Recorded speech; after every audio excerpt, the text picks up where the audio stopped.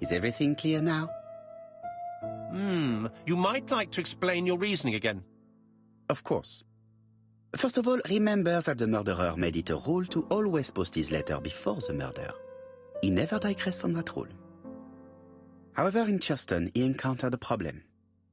The village has only 500 inhabitants. With advance warning, it would be easy to arrest him. Therefore, the murderer delayed his letters deliberately with the wrong address. The plan wouldn't have worked if he'd sent it to Scotland Yard or the papers because everybody knows their addresses. The mistake would have been corrected and the letter would have been on time. That is why the murderer chose me as the recipient. Because for his plan to succeed, it was necessary for at least one of the letters to have a wrong address and get lost. It was very cunning. Absolument. It is a very subtle plan. It matches the profile we have drawn up of him perfectly. That of an intelligent, daring and calculating murderer. But that's not how you describe Cust. You are quite right, mademoiselle. Like you, I find it hard to believe that this dull character is the clever murderer we are looking for. Do madmen... I mean, if he's mad, he might have two very different sides. No doubt. But the murderer is not mad. All the specialists agree that he does not have the profile of a psychopath. But if Cust is not guilty, how do you explain his presence at the scene of the crimes? Mr. Clark, the answer to your question is in the medical records of your brother's patients. Documents which Cust most certainly did not have access to. Let us now try and get our brain cells to work.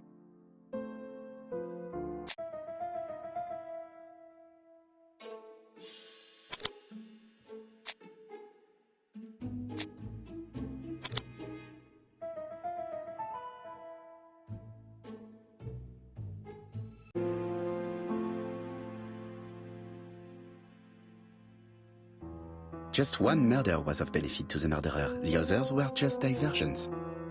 On reflection, there is only one conclusion. The murderer killed once out of interest, and twice to divert our attention. This reasoning points at two potential culprits. Franklin Clark. Donald Fraser? Yes, mademoiselle, that's good thinking. Mr. Fraser may have killed Betty out of jealousy. Mr. Clark may have killed his brother in order to inherit his large fortune. Both have a motive. But Donald did not have access to Dr. Clark's records. Please allow me to disagree with you, mademoiselle.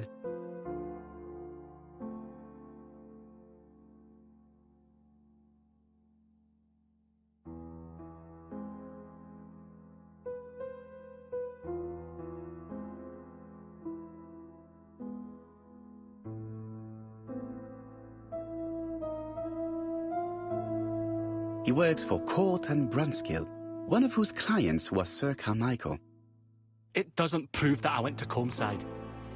You could have done it, and you may have used the opportunity to take a look at Sir Carmichael's records.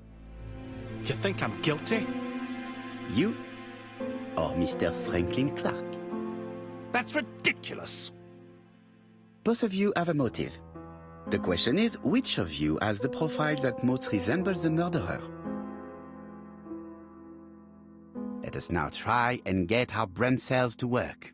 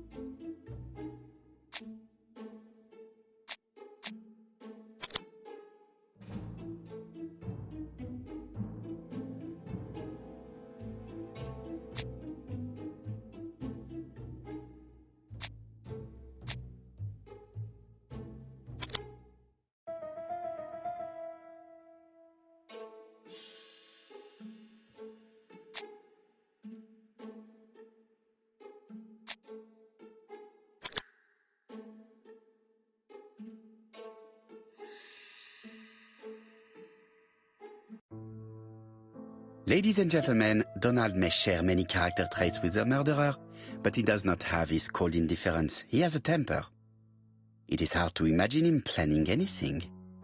Also, jealousy is his motive, and crimes of passion are rarely planned. Right, I suppose it's my turn to be subjected to the same scrutiny. Absolument, Mr. Clark.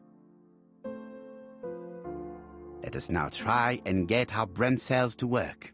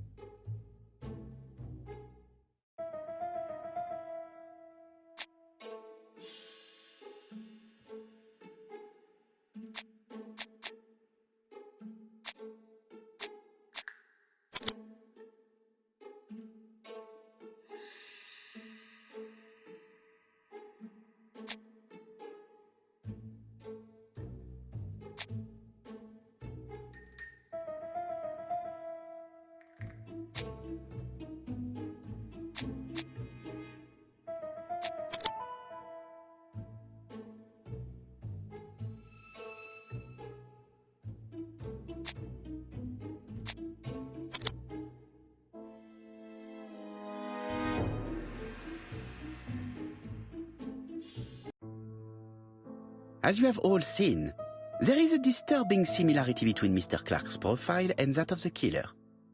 In actual fact, it is exactly the same. Mr. Poirot, your psychological studies are interesting, but your conclusions do not add up. Why would I have wished my brother's death? The inheritance is lawfully mine. I just have to wait. No, you had to act quickly.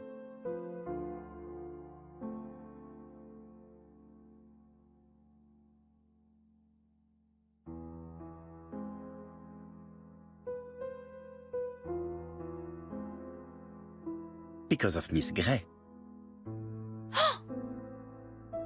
Mademoiselle, although you haven't been telling the truth, there is no doubt in my mind that you would have found a way to marry Sir Carmichael after Lady Clark's death. For you, Mr. Clark, it was a disaster. If Miss Grey had children by your brother, you would not have inherited a thing. You realized the danger after reading several letters from Comside, especially one in which your brother opened his heart to you. So you hurried home from China, and you took action. In truth, Cust was no more than a puppet manipulated by the real culprit. You, Mr. Clark. Such an imagination, Mr. Poirot. In fact, nobody manipulated Cust. The famous instructions he received by post. He wrote them on the typewriter. We know that for sure. Oh no. You know perfectly well that is not true. Eh bien voilà, light has now been shed on the ABC murders. Your theories are ingenious, but you haven't any proof. One point to him. For the moment, I have no material proof.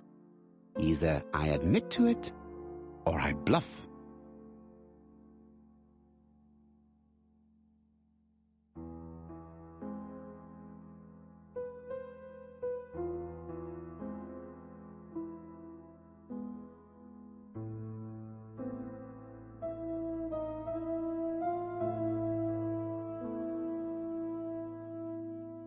One thing proves it. A carton of placed cigarettes you stole from Mrs. Asher and found at your home. You have nothing on me. You're bluffing, Mr. Poirot. Come on, Thora, there's nothing for us to do here. Don't touch me. Thora! I understand why you never wanted to lend me your new typewriter, and why you were searching through your brother's things. And the hole you dug on the moors. What did you hide there? The knife you used to kill your brother? All right. Well played. I lose. The game's up.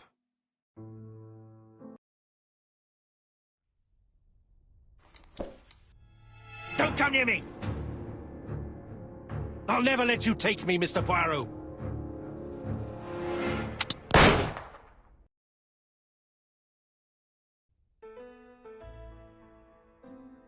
I'm sorry, Mr. Clark, there is no easy death for you. I expected your reaction, so I used blanks. I'm sorry, mademoiselle, but your second chance has been lost. Franklin Clark will never inherit his brother's fortune.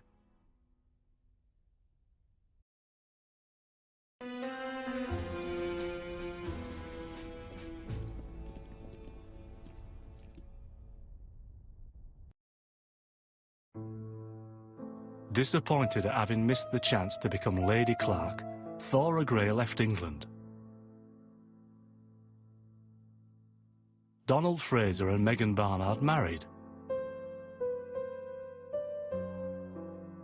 On Poirot's recommendation, Mary Drower started to work for Lady Clark.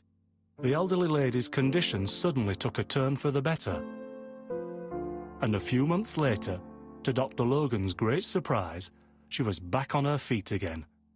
According to this eminent physician, it appears to be an extremely rare case of spontaneous remission.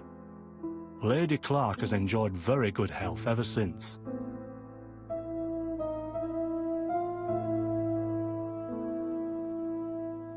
Journal of an Innocent, the incredible story of ABC.